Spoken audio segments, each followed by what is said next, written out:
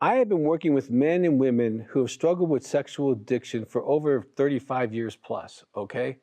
Now, when I say addiction, I'm in no way minimizing that these behaviors are not sin. They are sin, okay? And the person doing them is 100% responsible for their choice, okay? All the word addiction is, it just helps people to understand the influence of their poor choices and gives them a tried and true method of permanent healing. Now, I personally know what it's like to be in the grips of sexual addiction, especially as a young believer crying out to God. I was crying, Jesus, I want to be free. I want to stop. I want to help. Okay. And I was failing while I was in Bible school. And this was back when church was Sunday night, Sunday morning, Wednesday night. This is when I had chapel several days a week that I had to attend to. And I was learning in class another 20 hours a week about the Bible. Okay. So if you or someone you know can identify with this, okay, know that I'm coming from a place of compassion and testimony. There is no judgment. If you're in sexual sin or you're married to someone, okay, and you're keeping their secret, that's a problem. Now, my freedom has been verified by polygraphs regularly, okay? I've been regularly verified by a polygraph that there's not been pornography, self-behaviors, or ever cheating, okay? It's verifiable. The miracle of healing, it can be verified. So what does someone who experiences addiction, okay, what does that mean? In the book, The Final Freedom, I cover what I call the addiction cycle.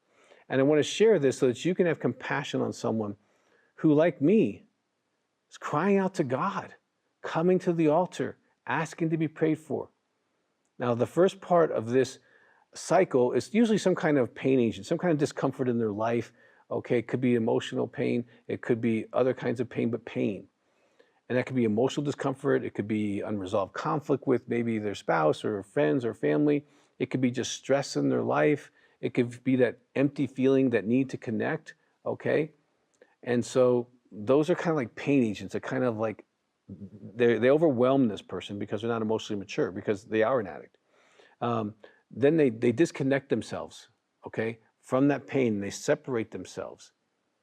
And then they go into a fantasy state of mind, okay, and that could be about others. It could be about someone on TV. It could be about pornography. It could be about past people, but they disconnect and they go to this place.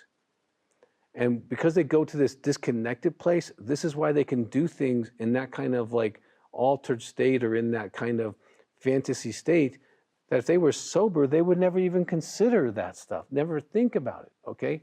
But in this kind of fantasy state, this altered state, they leave their values. They abandon God. They abandon their spouse. They abandon their children. They abandon themselves. Everything leaves when they go to that fantasy place or that world. And that's why you're like, well, how does this person who loves God end up doing these kind of crazy things? Because they disconnect from themselves. They disconnect from their soul, okay? Then they pursue their behavior, be it pornography, connecting with others, intriguing, self-behaviors, whatever it is, they start pursuing that. Then next, they act out in some way, okay? Whatever that is for them. Then that guilt and shame hits them.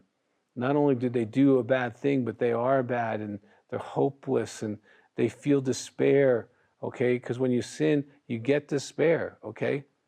Then lastly, some time passes and they get back in pain and the whole cycle repeats itself, because this is what a person does who hasn't learned how to manage their emotions, hasn't learned how to have an accountability person, hasn't learned how to reach out for help. This cycle is all self-imposed, but this is what they go through. This person is in an emotional, not a rational state once they disconnect from themselves. And that's why their behaviors or their sins will not make sense to anyone, okay, unless you are disconnected in a fantasy state, okay? Now, they are in porn, they're in fantasy, they're disconnected, they're in pain, and they need our help. They need your help, okay? Every church, and I mean this sincerely, when you look at the statistics, about 50% of men are struggling with sexual addiction in every church. So whatever labels on your church, whatever the name of your church is, whatever country you're in, you have men who are struggling, and the church basically has a don't ask, don't tell, and we won't heal you. Okay, you stay sick, keep it to yourself, and we'll just pretend. Okay?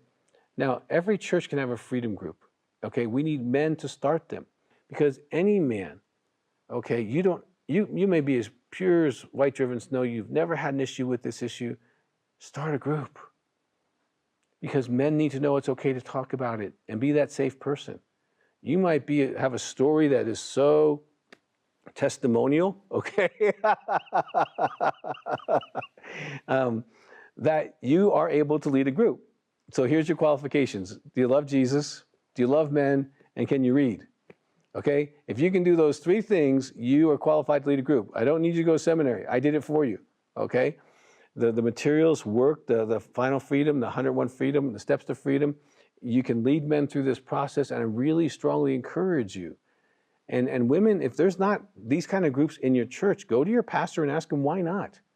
Why are we not dealing with sexual addiction and sin in the church? Why are we not having groups for men like this? Because our culture is full of them. Our church is full of them. Why are we not opening our heart and arms to them?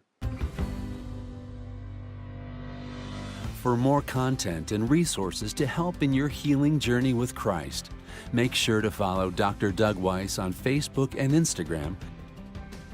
If you'd like to share full episodes of this show with friends and family, subscribe to Healing Time Ministries on YouTube, and feel free to leave us a comment on any of Dr. Doug's social media platforms. Our team would love to hear your feedback and learn how Healing Time is impacting your life, your church, and your ministry.